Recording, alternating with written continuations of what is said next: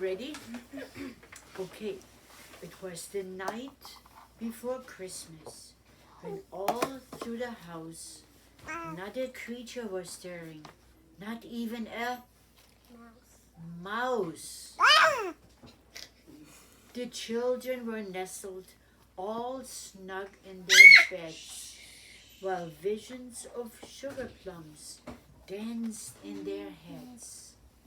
And Mama in her kerchief and I in my cap had just settled down for a long winter's nap. When out on the lawn there rose such a clatter, I sprang from my bed to see what was the matter. Away to the window I flew like a flash, tore open the shutters, and threw up the sash. The moon on the breast of the new-fallen snow gave a luster of midday to objects below. When what to my wondering eyes should appear but a miniature sleigh and 8 tiny reindeer. Right, you got it. With a little old driver, so lively and quick, I knew in a moment it must be Saint Nick. More rapid than eagles, his coursers they came,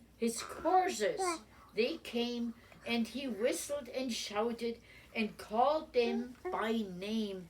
Now Dasher, now Dancer, now Prancer and Vixen, on Comet, on Cupid, on Donner and Blitzen. Oh my God, that was to the top of the porch, to the top of the wall. Now dash away, dash away, dash away all, as dry leaves before the wind hurricane fly, when they meet with an obstacle, mount to the sky. So up to the housetop the coursers they flew, with sleigh full of toys, and Saint Nicholas too. And then in a twinkling I heard on the roof the prancing and pawing of each little hoof, as I drew in my head and was turning around. Down the chimney Saint Nicholas came with a bound. Bong! He was dressed all in fur, from his head to his foot, and his clothes were all tarnished with ashes and soot. Yeah, that's what happens when you come down the chimney. A bundle of toys he had flung on his back, and he looked like a peddler just opening his pack. His eyes, how they twinkled, his dimples, how merry. His cheeks were like roses, his nose like a cherry. His droll little mouth was drawn up like a bow, and the beard on his chin was as white as snow. See that? He has a big beard, huh? And a big belly. The stump of a pipe he held tight in his teeth, and the smoke it encircled his head like a wreath. He had a broad face and a little round belly that shook when he laughed like a bowl full of jelly. He was chubby and plump, a right jolly old elf, and I laughed when I saw him in spite of myself. A wink of his eye and a twist of his head soon gave me to know I had nothing to dread. He spoke not a word, but went straight to his work and filled all the stockings, then turned with a jerk and laying his finger aside of his nose and giving a nod up the chimney, he rose. He sprang to his sleigh, to his team gave a whistle, and away they all flew like the down of a thistle. Close enough. Close enough. But I heard him exclaim as he drove out. Merry Christmas to all, and to all a good night. Now that was the story. Now Dad. we get to do it. You get to read the Dutch one. The touchy one. Yes. Dad, you get to read the Dutch I one. get to read the You touchy get to read one. the Dutch one. Thank Yeah, interrupt. yeah, sneak past Amy here and sit on the couch. Where is it? Sit with me. I can do that. I'm gonna cry my way through Little this mouse. again. Oh, here we go again. There's a little mouse there. Well, it There's was like no light over here. Read is no good. That's not I'm gonna try from over here. All right. when you sit here. Sure. I forgot to open a card, by the way. Oh, two Oh. cards. That's what you think? Yeah. Okay, now let Daddy read Well, his I got- story. hold on, Okay. It's a Pennsylvania. No. This is a Pennsylvania Dutch night before Christmas. Everybody ready? Yes, yes. It was night before Christmas and all over the farm. Nothing was schusslich. No cause for alarm. The socks were all hung by the chimney just so, Can you take him? with the hopes that they get filled up from ankle Can to you give him to toe. mommy? The Nick Snootzits snootzing without any sound in their heads, clear toy candy, been dancing around. And Mama and me, well, we out in the light, crawled under the covers and snuggled up tight. We can do that too. Then from the outside we heard something fierce that made open our eyeballs and rattled our ears.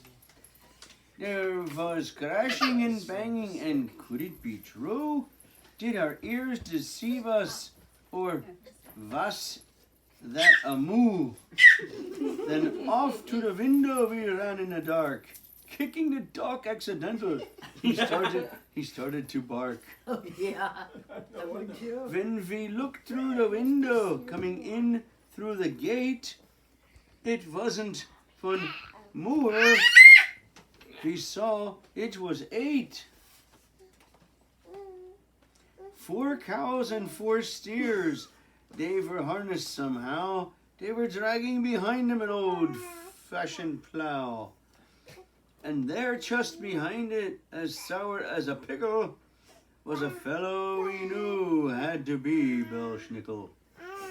He wiggled that plow to keep going on course. I think he'd be done better if he'd had a horse.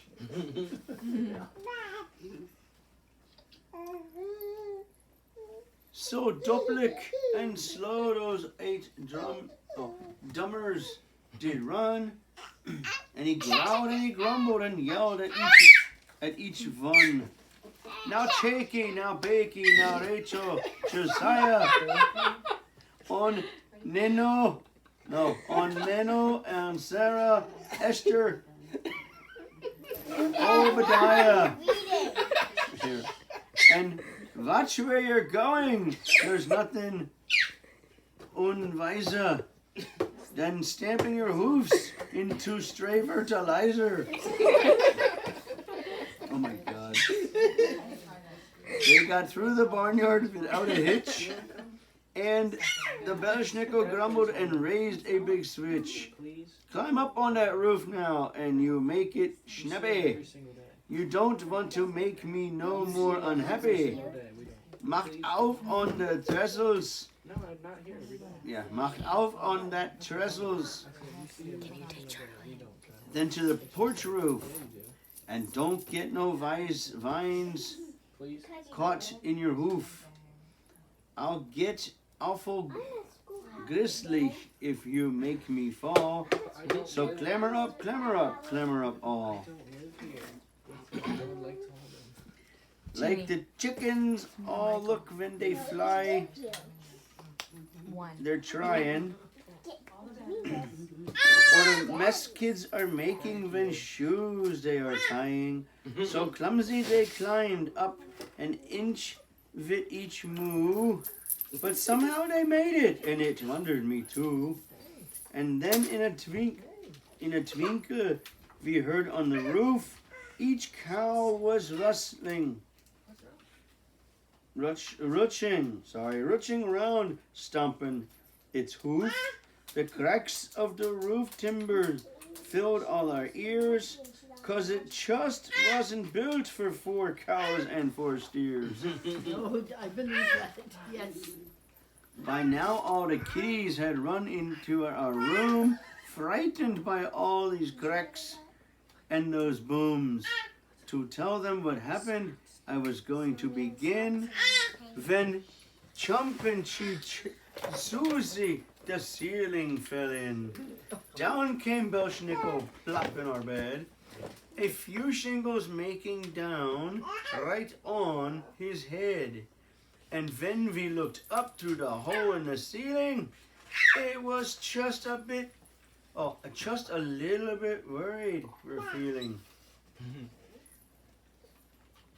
For there overhead was the 8 head of cattle, still stomping so hard that it made the walls rattle. We felt as if we'd all cursed and verhexed. Oh, we'd all been cursed and verhexed, and that cows would fall down into our bedroom next. But they on the roof stayed, and I wiped away sweat. Then looked at that scary old Belschnickel yet. Dad, are you ever gonna use your real voice? Nope. They had got to his feet. No, wait. He had got to his feet and was brushing his breeches, holding his sack and using his switches. He was dressed all in black from his head to his hat, and he frowned and said, "Hey, what are you looking at? Ain't you never seen no Belschnickel before?" Well, I had, but the others had come through the door. His beard was all strubbelig, as white as snowfall, and his belly was skinny. It nearly was all. I couldn't help thinking that this crabby guy could use a few dumplings and shoe fly pie. I guess he was too skinny. His eyes, they looked angry, but though they seemed wild, when he looked at the kitties, he just sort of smiled. Then he wiped it away like he'd made a mistake, or for he some schnitz and snap Mama should make. Then he asked all the kitties, "Have you been bad or sweet? If it's been that you've been..." Wait a minute. "If it's good that you've been, then I'll give you a treat. But if you've been bad, then I'll warm your britches with one of my special bad kitty switches." He'd smack him in the butt. Bad. Or give him cold. No, just smack. Yes. No, not this guy. He'd smack him with a switch, which was a stick. Because they were bad. It's even worse. They That hurts. said they'd been good, and for telling the truth, still he glowered at Amos.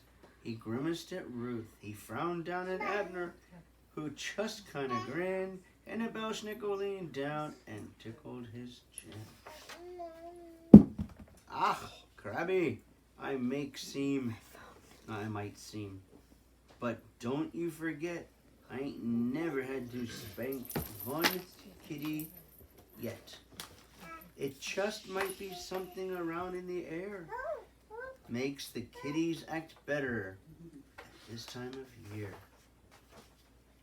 So his switches he dropped, and he opened his sack, and he handed out oranges, yo-yos and jacks. A dolly for Ruth and a wood horse for Amos. We laughed as we watched him.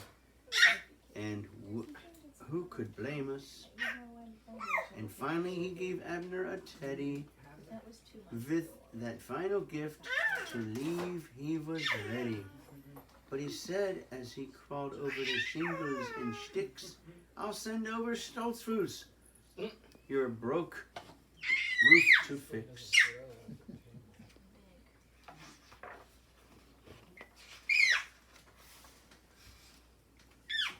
Then he jumped the hole through up to his waiting plow, and he yelled to his livestock, get going, and now down to the ground and without no complaint until we get done and the houses all ain't.